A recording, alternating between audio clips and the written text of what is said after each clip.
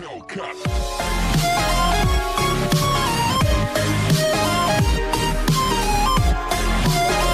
M here, no need to fear. ये मैं नहीं, ये आपका होगा गाइस, क्योंकि अगर आप इस चैनल में हो तो आपको डरने की कोई जरूरत नहीं, क्योंकि मैं आ गया हूँ पढ़ाने। तो गाइस, जैसा कि आपको पता ही है, आज का अपना टॉपिक है नेशनलिज्म इन इंडिया लेक्चर 2। और इससे पहले वाला लेक्चर जिन्होंने भी नहीं देखा है, पहले वो देख लीजिए। उसका लिंक आपको डिस्क्रिप्शन में मिल जाएगा, ठीक है। तो पहले पार्ट 1 देख लीजिए, फिर पार्ट 2 पे आइए या लेक्चर 2 पे आइए। तो चलो, आज का जो अपना मेन टॉपिक है शुरू करते हैं।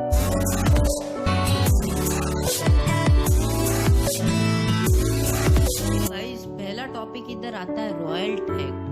अपन ने पिछले पार्ट में रॉयल्ट एक्ट में केवल इतना पढ़ा था कि गांधी जी ने इस एक्ट के खिलाफ सत्याग्रह मूवमेंट लगाया था, ठीक है। सत्याग्रह मूवमेंट लगाया था। क्यों भाई, ऐसा क्या एक्ट था, इसमें ऐसा क्या था जिसके लिए गांधी जी को इस एक्ट के खिलाफ लगाना पड़ा? तो वो अपन देखते।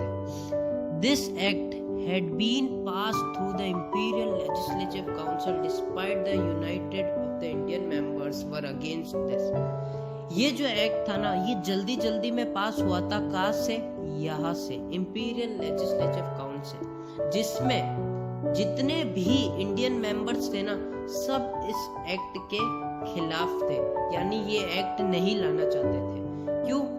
ऐसी क्या बात है जो ये एक्ट नहीं लाना चाहते थे? तो देखना, it gave the government enormous power to repress political activities।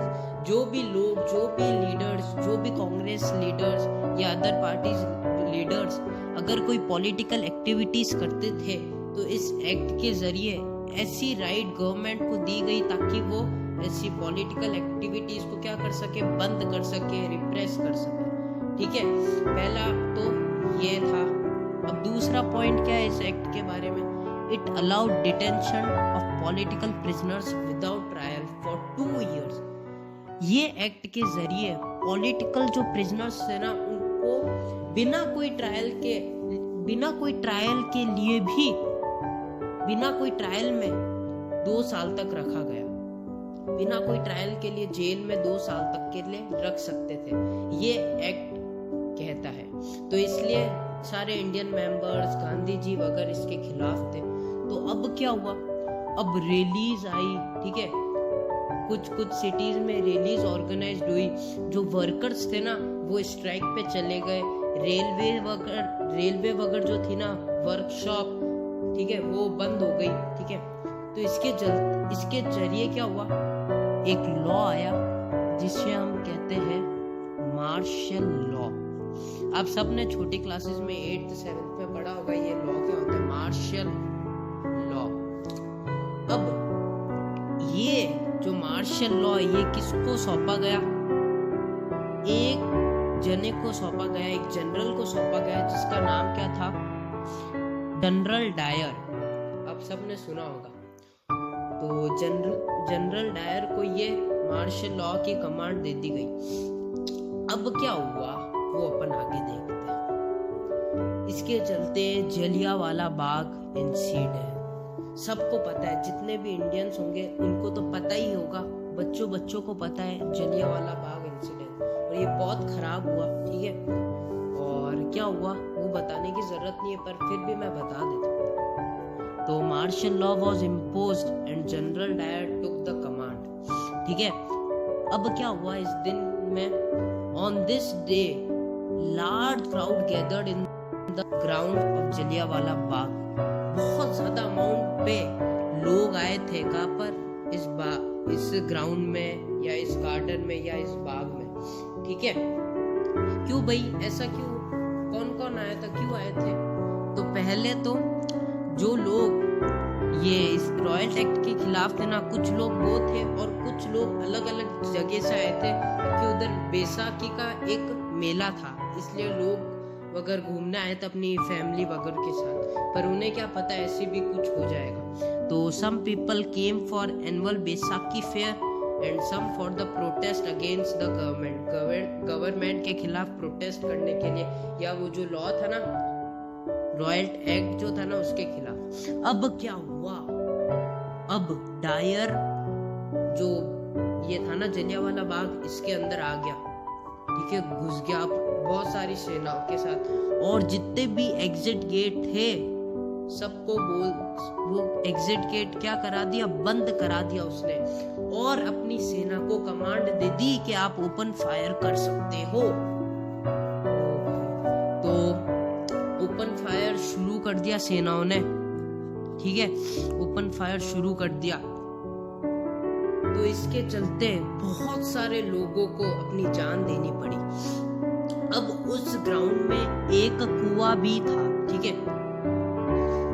तो कुछ लोग क्या सोचते थे, कुछ लोग सोचते थे कि हम इस डायर की गोलियों से नहीं मरेंगे, हम आत्महत्या कर लेंगे, वो कुएं में कूद गए। तो फिर बाद में कुएं का जो पानी का कलर था ना, वो क्या हो गया, वो रेड हो गया, खून से भर गया। और ये जो न्यूज़ थी ना बहुत जल्दी फैली और गांधी जी को भी इसकी खबर लग गई। अब गांधी जी ने क्या किया, गांधी जी चाहते थे जो सत्याग्रह मूवमेंट होना चाहिए वो तो एकदम नॉन वायलेंस वे में होना चाहिए, लेकिन ये तो पूरा वायलेंट बदल गया, इतने सारे लोगों को अपनी जान देनी पड़ी। तो इसके चलते गांधी जी ने सत्याग्रह मूवमेंट पर मतलब बंद कर दिया ये मूवमेंट। अब क्या हुआ आगे, अब अपन जो पढ़ रहे हैं वो खलीफत शू। अब महात्मा गांधी जी ने क्या किया, ये जो सत्याग्रह था इसको क्या बंद कर दिया, इस मूवमेंट को बंद कर दिया। और अब गांधी जी सोचते थे कि अगर हमें अपनी कंट्री पे वापस आना है, हमें अंग्रेजों को बाहर भेजना है, तो हिंदू और मुस्लिम दोनों साथ में आने चाहिए। तो अब क्या हुआ वो देखते हैं। तो अब गांधी जी की ये थिंकिंग थी कि हिंदू और मुस्लिम क्या दोनों साथ में आए, ठीक है। तो अब आगे देखते हैं आगे क्या हुआ, खलीफत इशू क्या है ये, तो ये अपन अब देखते हैं। हमें पता है कि जो वर्ल्ड वॉर 1 था ना वो ऑटोमन की डिफीट के साथ हुआ था, ठीक है। तो first world war had been ended with the defeat of Ottoman Turkey, ये हमने अभी पढ़ा। तो to defend Khalifa's power a Khilafat committee was formed in Bombay in March 1919। तो खलीफत कमेटी बनाई गई बॉम्बे में। तो इसमें क्या हुआ, Muslim leaders like Shaukat Ali, Mohammad Ali began discussing with Mahatma Gandhi. अब महात्मा गांधी ने सोचा इससे अच्छा मौका तो हमारे पास हो ही नहीं सकता हिंदू और मुस्लिम को साथ में लाने का, क्योंकि मोहम्मद अली और शौकत अली खुद महात्मा गांधी के पास आए थे, ठीक है। तो at Calcutta session of Congress in September 1920 he convinced other leaders, ठीक है, the need to start non cooperation movement in support of Khilafat as well as Swaraj. अब क्या हुआ, अब गांधी जी, मोहम्मद अली, शौकत अली, ठीक है, अब हिंदू मुस्लिम साथ में आ रहे थे। तो अब सब ने मिलकर डिसाइड किया कि अब नॉन कोऑपरेशन मूवमेंट को अपन को सपोर्ट करना होगा और उसको स्टार्ट करना होगा, ताकि अपन अपना जो स्वराज है वो वापस ले सके, अपना कंट्री वापस ले सके, ठीक है। तो अब आता है how could non cooperation movement become a how could non cooperation movement become a movement, कैसे नॉन कोऑपरेशन एक मूवमेंट बना, ठीक है, ये अपन अभी पढ़ रहे हैं।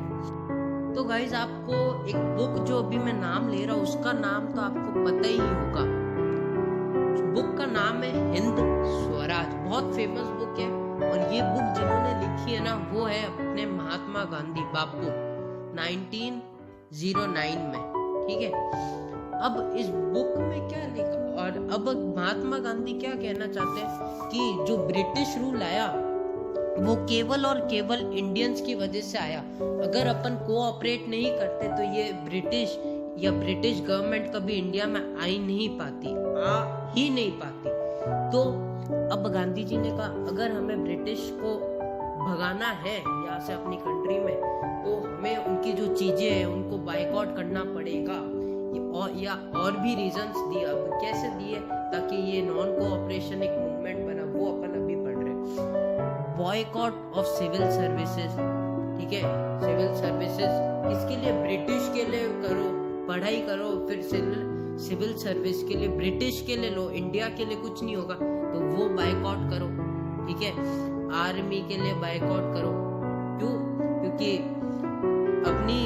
अपने देश के लोग आर्मी में जा रहे हैं और उधर फल किसको मिल रहा है? ब्रिटिश को मिल रहा है, ठीक है। पुलिस को, कोर्ट्स, स्कूल, फॉरेन गुड्स, सबको क्या करो? बायकॉट कर दो।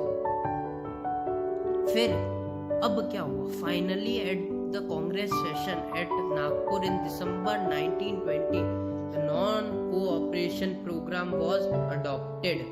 तो ये जो नॉन कोऑपरेशन मूवमेंट है ये अब अडॉप्ट हो गया था। कब हुआ था? 1920 में, ठीक है। अब लोग इस मूवमेंट में बहुत जोरों शोरों से क्या ले रहे थे? हिस्सा ले रहे थे, और अलग अलग जगह पर ये अलग अलग मूवमेंट की तरह हो रहा था। कैसे? वो अपन पढ़ेंगे next episode, next lecture, next part में।